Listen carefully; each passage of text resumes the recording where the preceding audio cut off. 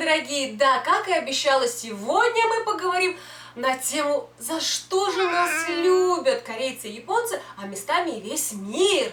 Но вот достопочтенные знатоки истории, экономики и всего остального. Если вы не хотите, чтобы ваш мозг начал разжижаться и потом приносил вам какие-то неудобства в своей жидкой форме, то советую вам стопудово сразу выключать это видео. Потому что будет что-то простое, легкое к пониманию, а то местами даже, слишком очевидное. Если все готовы и вы явно хотите услышать историю в моем исполнении, поехали! Начнем с прекрасного. Давайте признаемся, мы действительно начинаем любить какую-то страну за что-то, что нам понравилось. Будь то душе, либо глазам, либо ушам, неважно. Мы это увидели, услышали, и нам это понравилось. Начнем с того, что было услышано. И, в общем-то, увидено, прочитано наши поэты. И не какие-нибудь там, а золотой период. Пушкин, Толстой, Лермонтов. Вот в первых рядах Пушкин. Вот это прям бомба. Что в Корее, что в Японии, это нереальное обожание. Как только, естественно, начнут читать Пушкина, там потихонечку и до всего остального дойдет, да. В Сеуле у нас есть целый центр Пушкина, как, впрочем, и памятник. А в Японии, как, в общем-то, тоже имеются определенные школы и направления, еще и мангу рисовали по жизни самого Пушкина. А если копануть, вот именно под эту мангу, называется, кстати, Bronze Angel, то можно увидеть странные ответвления. Да, это малоизвестная манга, да, она никому, в общем-то, возможно, не будет интересна, но был определенный период в Японии, и они просто бомбили направлениями в ту сторону по типу Bronze Angel, основываясь на историях наших поэтов, либо навеянных непосредственно историями наших поэтов, рассказы о помпезных и шикарных балах, о дуэлях. И вообще, в принципе, они любят это дело. Давайте хотя бы вспомним Розу Версаля. И, в принципе, давайте вспомним, что было несколько экранизаций, пусть и не наших, но заграничных. Записки врача. И про Анну Каренину я тоже уже, да, там еще «Война и мир» местами пролетала, да, такие намеки. Но люди во всем мире реально любят наших поэтов. И за это можно гордиться прям по самые уши. Вторым пунктом я решила посетить тоже смаковую тему, а это наши песни. Вот тут, конечно, начинается перетягивание каната, который идет, наверное, на протяжении, многих лет. Лет 10 точно. Потому что тот же самый «Миллион алых роз», как и «У моря, у синего моря», многие начинают пенять на то, что кто-то был первым, кто первым непонятно, кто у кого слямзил тоже непонятно, но фишка в том, что песни не раз перекликаются, особенно старые.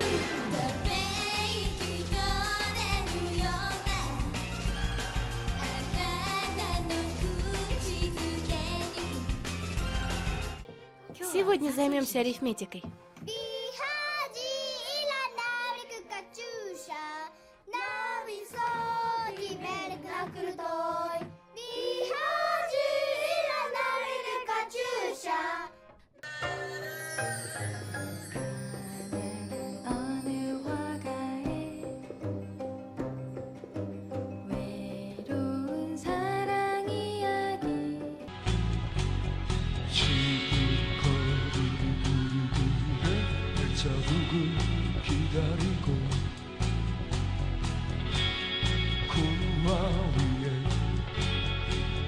Я уж молчу про то, что татушки прогремели просто на всю Японию. Был просто бум на тату. И, конечно же, если вдруг кто-то идет изучать русский язык, чтобы они на выпуске не спели пару-троечку русских песен, и я бы даже сказала, не совсем современных, ближе к Катюше, вот в те самые, московские вечера, да, вот эту, я думаю, наверное, просто неумирающую классику. Вот я чувствую, гордость пошла, гордость, да. Так, вот тихо, те, которые там сейчас сидят и возбухают, вот, они поют наши песни, мы что же их не песни поем на выпуске?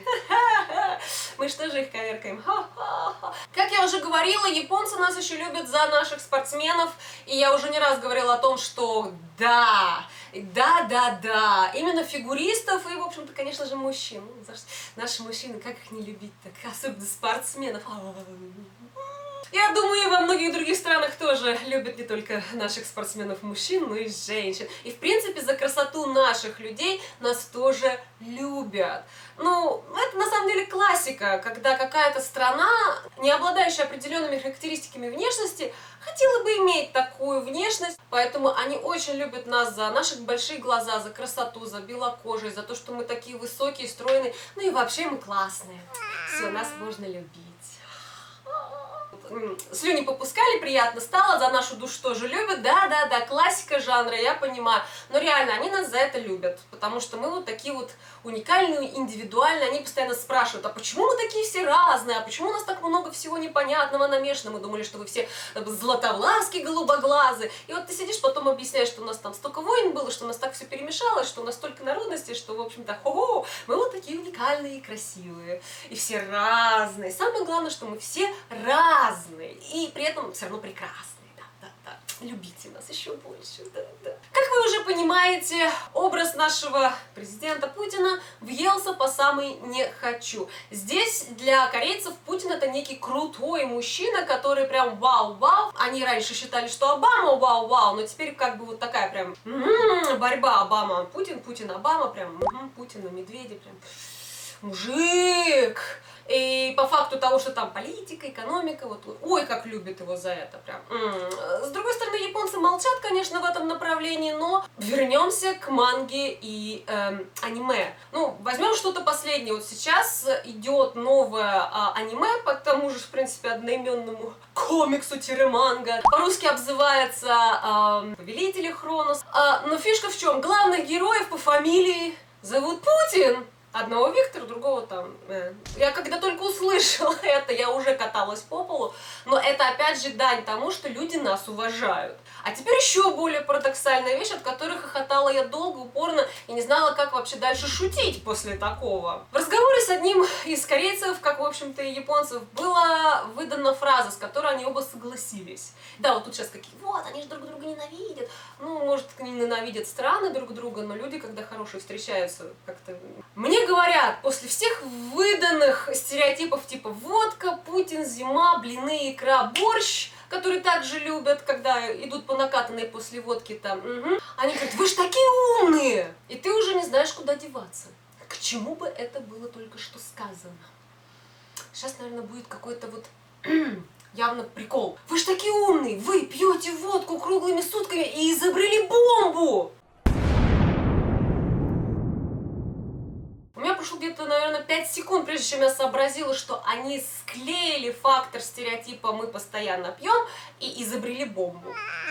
Это надо быть каким гением, чтобы это изобрести в таком состоянии. Я долго смеялась, откровенно и честно. Они не понимали, почему. Я потом, конечно, хотела пошутить про то, что у нас достаточно огромная база анекдотов и приколов, типа без рюмки или без стакана не разберешься. Но я понимала, что для них это факт, это не шутка, это реальность. И если даже я расскажу про реальные шутки из жизни, как мужики там забор в Леруа Мерлен себе вообще-то купили, все размерили, все должно было встать вообще без распилить, только чисто поставил, и никак, а выпил и все поставил. И вот для них это объяснить было бы сейчас, вот в данный момент после бомбы, взрывом мозга, то есть подтверждение того, что мы пермоментно пьем, еще при этом что-то умеем как-то вот так сделать. И ты понимаешь, что для них объяснить, что у нас как бы голь на выдумку хитра, это будет, ну, очень глубоко и жестко. Мне явно языка не хватит, как, в принципе, и просто состояние своего уходящего от смеха в серьезность, потому что нужно быть серьезным, чтобы это рассказать. И поняла, что надо вводить нашу замечательную шутку «голь на выдумку хитра» и без стакана не разберешься постепенно. Но за гениальность спасибо, потому что это действительно факт. Мозги наши улетают не только в Европу, но и, в общем-то, в Азию. Наши инженеры, технологи, айтишники. Нас любят за нашу действительно душу. Они никогда не понимают, как так мы такие вот вроде бы хладнокровные, неулыбчивые, И вдруг можем вот так вот откровенно гулять, принимать и душевно просто убаюкивать людей, когда мы реально очень близко сойдемся. Для них это был шок, потому что вот сколько я знаю, вот сколько у меня получилось изменить мнений о нашей стране, люди удивлялись этому. Говорят, я не знал, что в России так, а я не знал, что вы такие душевные, а я не знал, что вы такие добрые, а я не знал, что вы... И вот там вот начинается вот это вот высыпание, то, что вот я там стереотипов насмотрелся, нагляделся, да, там, мне страшно стало ехать в Россию, но вот с тобой пообщался, мне захотелось.